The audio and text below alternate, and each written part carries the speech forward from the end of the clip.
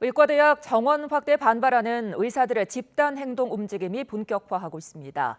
대한의사협회는 이번 주 전국에서 걸기대회를 열기로 한 가운데 대형 의료기관에서 중추적인 역할을 하는 전공의들은 오늘 밤 회의를 열고 집단 행동 여부를 결정할 예정입니다. 취재기자 연결해 자세한 내용 알아봅니다. 신지원 기자. 네, 사회정책부입니다. 네, 무엇보다 전공의들의 참여 여부가 파급력에 큰 영향을 미칠 걸로 보이는데요. 오늘 언제쯤 결정이 나는 겁니까?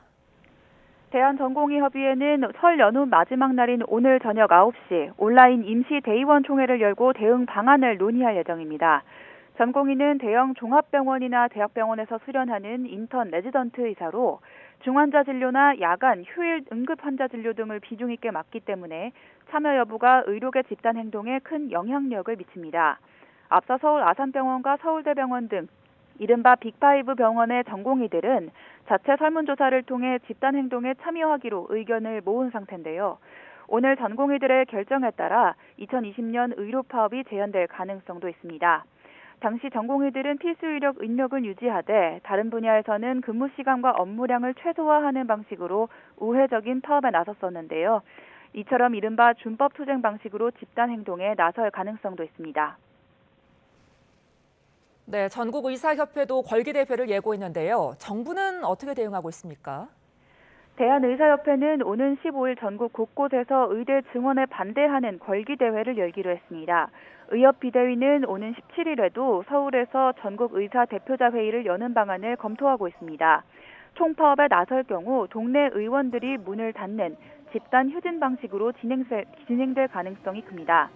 여기에 응급의료 전문의들도 정부가 개선 의지를 보이지 않는다면 현장을 떠나겠다고 경고하고 나서면서 의사 집단 행동이 본격화하고 있습니다. 이와 관련해 대통령실은 의사들의 집단 행동에는 명분이 없다면서 분명히 자제해야 한다고 거듭 강조했습니다.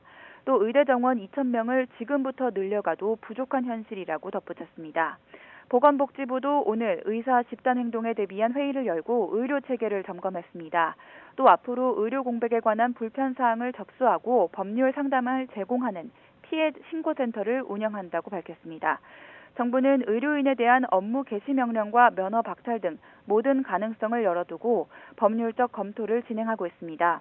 전공의 15,000여 명의 연락처를 취합해 문자 메시지 등으로 업무 개시 명령을 통지할 수 있도록 대비하고 혹시 모를 의료 공백을 최소화하기 위해 비상진료대책 상황실을 운영하고 있습니다. 지금까지 사회정책부에서 전해드렸습니다.